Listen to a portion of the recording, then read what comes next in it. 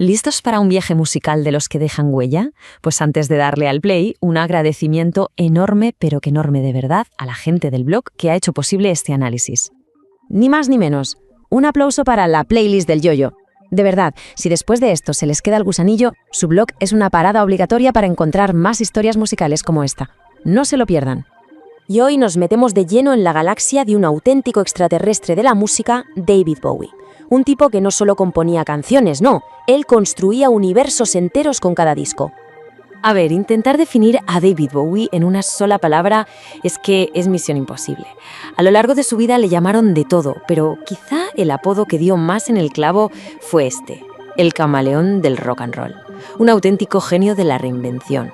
O también el Duque Blanco, ¿recuerdan? Una de sus personalidades más elegantes, más misteriosas. Y es que cada personaje no era un simple disfraz, que va, era un mundo sonoro y visual completamente nuevo. Y claro, aquí llega la gran pregunta. Con tanta máscara, con tanto personaje, ¿quién demonios era el David Bowie de verdad? Pues para encontrar alguna pista, vamos a viajar al origen de su creación más famosa, la que lo catapultó a la estratosfera.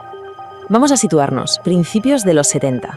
El sueño hippie empezaba a hacer aguas y el rock, que había sido la banda sonora de la rebelión, parecía que se estaba quedando un poco estancado. Y justo en medio de ese panorama, Bowie estaba a punto de prender la mecha de algo muy grande. Y de ese caldo de cultivo surge el glam rock. Pero ojo, el glam era muchísimo más que música. Era una rebelión total contra esa obsesión por la autenticidad. El lema era ¿para qué ser real cuando puede ser absolutamente espectacular? Y el ingrediente secreto del glam fue la estética camp. ¿Y qué es eso del camp? Pues es el arte de lo exagerado, de lo irónico, de lo que es artificial a propósito. Era una idea revolucionaria. Tu identidad no es algo que te dan, es algo que te inventas. Así que, con la teatralidad del glam en una mano y la osadía del camp en la otra, Bowie ya estaba listo para presentarle al mundo a su criatura definitiva, el protagonista de nuestra historia, Ziggy Stardust. La idea era una locura maravillosa, pura ciencia ficción, un mesías extraterrestre que no era ni hombre ni mujer, bisexual, que aterriza en una tierra que está a punto de irse al garete. Su misión, pues nada menos que salvar a la humanidad con el poder del rock and roll, una genialidad. Y entonces llegó 1972, el año de la gran explosión. Todo pasó a una velocidad de vértigo. En enero, Bowie suelta la bomba en la prensa. «Soy gay y siempre lo he sido». Imagínense el escándalo. Poco después lanza Starman y el álbum completo. Y el remate final, esa actuación mítico en Top of the Pops. Ese fue el momento, el instante en que Ziggy invadió los salones de todo el país. Y claro, por supuesto, estaba el look. Ese pelo rojo fuego, el maquillaje, las plataformas, cada detalle era un desafío a lo establecido. Ziggy no era solo un músico, era un manifiesto andante. Su estilo era tan potente que a día de hoy la moda sigue bebiendo de él. Pero la revolución de Ziggy iba mucho más allá de la ropa. Con este personaje, Bowie cogió el manual de lo que significaba ser un hombre en el rock y lo hizo 1000 pedazos. Y aquí se ve clarísimo el antes y el después. El rock de los 60 iba de ser auténtico, de ser uno mismo.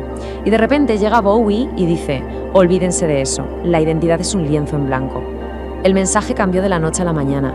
Pasamos del sé tú mismo al invéntate a ti mismo. Y esta nueva filosofía la llevaba al escenario de la forma más provocadora que se puedan imaginar. Sus movimientos eran ambiguos, coquetos, casi femeninos. La famosa escena arrodillado ante la guitarra de Mick Ronson no era solo teatro, era una bomba de relojería contra la moral conservadora de la época. Ziggy Stardust estaba en lo más alto. Era un ícono, un éxito de ventas, un fenómeno social en toda regla. Y aquí viene la pregunta del millón. ¿Por qué un artista mataría a su personaje más famoso justo en la cima del éxito? Apunten bien esta fecha, porque este fue el día en que Ziggy Stardust murió sobre un escenario. La gente no se lo podía creer. Al final del concierto en Londres, justo antes de la última canción, Bowie cogió el micro y soltó la bomba. Se acabó. Era el fin. Nadie lo sabía, ni siquiera su propia banda. Lo asesinó allí mismo, en directo, dejando a miles de fans en estado de shock. Pero, ¿por qué lo hizo? Bueno, la razón es tan fascinante como terrorífica. El propio Bowie confesó que la línea que lo separaba de Ziggy se estaba borrando. El personaje se lo estaba comiendo vivo. Y para salvarse a sí mismo, como persona y como artista, tuvo que destruir al monstruo que había creado. Ziggy Stardust murió en aquel escenario, sí, pero su espíritu es inmortal. Su legado no se cuenta en discos vendidos, sino en las mentes que ayudó a liberar. Ziggy lo cambió absolutamente todo. Demostró que ser una estrella del rock no era seguir un guión. Podía ser un personaje, una obra de arte andante, y al hacer eso, le dio permiso a millones de personas para ser raras, para ser diferentes, para ser sencillamente quienes les diera la gana de ser. Así que nos quedamos con esta reflexión para el final.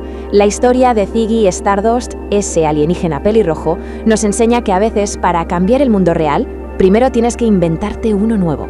Y con esa idea en mente, lo dejamos por hoy. Un agradecimiento gigante, una vez más, al blog que nos ha inspirado este viaje alucinante por el universo de Bowie. No se olviden de pasarse por la playlist del Yello para encontrar más análisis musicales así de buenos. Nos escuchamos en la próxima.